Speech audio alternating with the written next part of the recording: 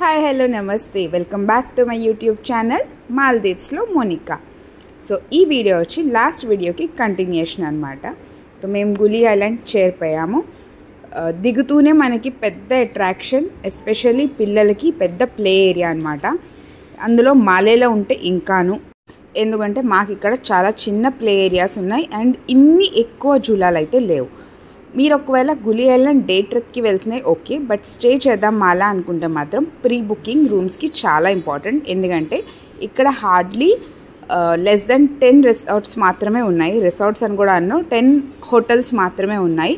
అందులో ఈ అరైవల్ అనేది చాలా పెద్దది, మిగతావన్నీ కైండ్ ఆఫ్ హోమ్ స్టేస్లా ఉంటాయన్నమాట. సో మాది ఎండ్ మూమెంట్ ప్లాన్ కాబట్టి మాకు ఇందులో బుకింగ్ దొరకలేదు.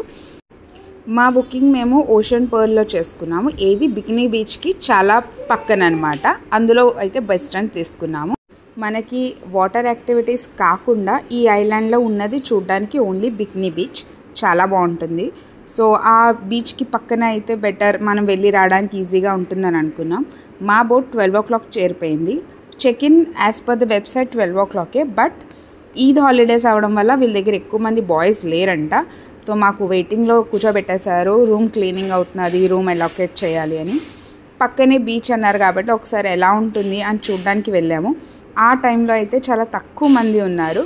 కొంచెం అరౌండ్ 2 o'clock నుంచి చాలా ఎక్కువ మంది వచ్చారు. ఎందుకంటే అప్పుడే ఒక స్పీడ్ బోట్ వచ్చిందంట. డే ట్రిప్స్కి వస్తారు కదా, వాళ్ళు అలా వస్తారు. 2 o'clock చేరుతారు, 4 hours ఉంటారు, బ్యాక్ అయిపోతారు అనమాట. ఇంకా మాకు టైం పడుతుంది అన్నారు. సో మళ్ళీ మేము ప్లే ఏరియా చూసాం కదా, అక్కడికి వెళ్దాము, కాసేపు పిల్లలు ఎంగేజ్ చేయొచ్చు, ప్లస్ లంచ్ కూడా చేసేసి వచ్చేయచ్చు అనిపించింది. ఎందుకంటే లంచ్ చేసేస్తే ఇంకేముంది, చక్కగా ఫ్రెష్ అప్ అయిపోయి మనం బీచ్కి వెళ్ళిపోవచ్చు అని అనిపించింది. ఇంకో చూసారు అలా బోట్స్ వచ్చి వెళ్తూ ఉంటాయి. అండ్ ఇక్కడ ఎక్కువ వాటర్ యాక్టివిటీస్ ఎక్కువ అవుతాయి అన్నమాట.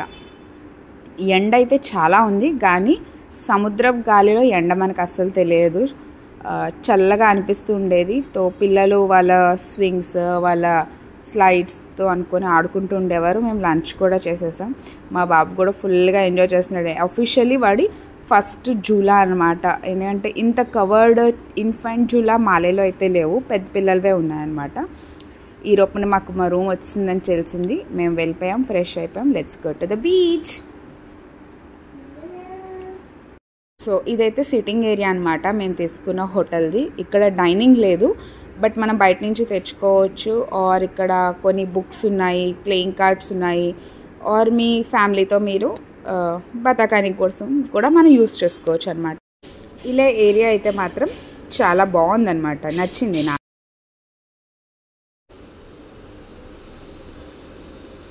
చెప్పాను కదా, మాకు హోటల్కి జస్ట్ పక్కనే అదే లైన్లో అనమాట. హార్డ్లీ 50 meters కూడా ఉండదు distance. Full white sand beach, చాలా బాగుంది. కాకపోతే ఎండ అనుకున్నాం, బట్ ఆ టైంకి క్రౌడ్ ఉండడం, ఫస్ట్ టైం విజిటింగ్ కాబట్టి చాలా బాగా అనిపించింది. చాలామంది ఉన్నారు, చాలా వాటర్ యాక్టివిటీస్ అవుతున్నాయి. ఎంత బాగుందో. పక్క ఫ్లైట్స్ అంటే మేబీ మాల్దీవ్స్కి వచ్చే ప్రతి ఫ్లైట్ ఈ ఐలాండ్ నుంచే వస్తుందేమో అనిపించింది.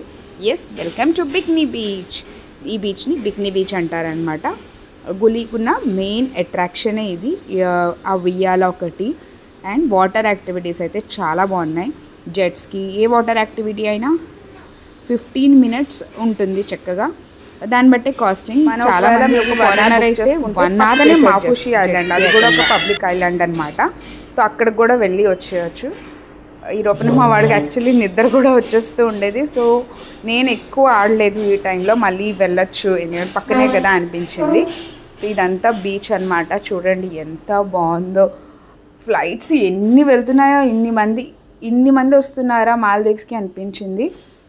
ఆల్రెడీ డే ట్రిప్స్ వాళ్ళు వచ్చేసారు. ఇందాకలో చూసారా బీచ్లో చాలా తక్కువ మంది ఉండేవారు, ఇప్పుడు ఏకంగా ఎన్ని మంది వచ్చారో.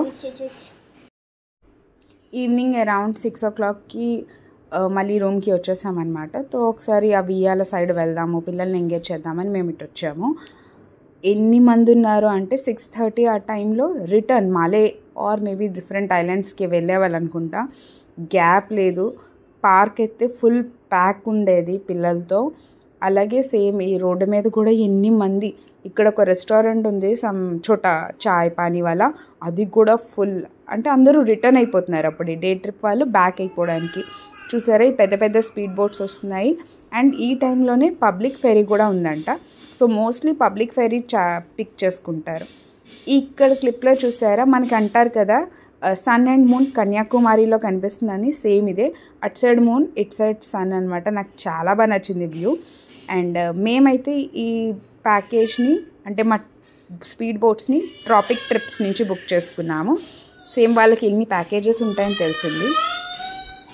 ఇలా నెమ్మదిగా లైట్స్ అవి ఆన్ అయిపోయి, సో అక్కడ కూడా మేము ఎంజాయ్ చేస్తూ ఉండేవాళ్ళం.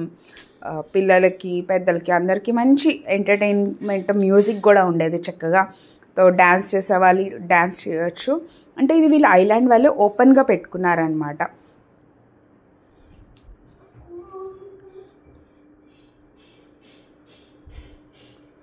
చూడండి చెట్లు అవి ఎంత బాగున్నాయో, లైటింగ్ చాలా బాగుంది. ఒక అంటే ప్రైవేట్ ఐలాండ్కి వెళ్తే ఎలా చేసుకుంటారో అలాగా ఒక పబ్లిక్ ఐలాండ్లో అనిపించింది మాకు. మంచి గాలి, చక్కటి మ్యూజిక్, ఫుడ్ చాలా బాగుంది. బట్ వెజిటేరియన్స్కి చాలా తక్కువ ఆప్షన్స్ ఉంటాయి. Mostly sea food, non veg ఇవే ఉండేవి. ఆప్షన్స్ తక్కువ, బట్ మనకి మిగతావన్నీ ఎంజాయ్ చేసే టైంలో ఆకలి అనిపించదు. జస్ట్ ఆ టైంకి ఉంటే చాలు. ఇది అరైవల్ చూపించాం కదా ఉదయం, హోటల్ వాళ్ళ రెస్టారెంట్ అనమాట. పబ్లిక్ కూడా ఓపెన్ ఉండేది. సో మేమైతే బఫేస్ తీసుకోలేదు, ఎందుకంటే అందులో ఫుల్ నాన్ వెజ్ ఉండేది. మేంగా వెజిటేరియన్. మేము చైనీస్ ఆర్డర్ చేసాము. వెరీ స్పెసిఫిక్గా చెప్పుకున్నాము కి నాన్ వెజ్ అసలు యాడ్ చేయకూడదు. ఇక్కడ మాల్దీవ్స్లో మీరు ఇది చాలా క్లియర్గా చెప్తూ ఉండాలి, ఎందుకంటే వాళ్ళకి same kadai or fish oils అలాంటివి కూడా వాళ్ళు యాడ్ చేస్తారు అంట.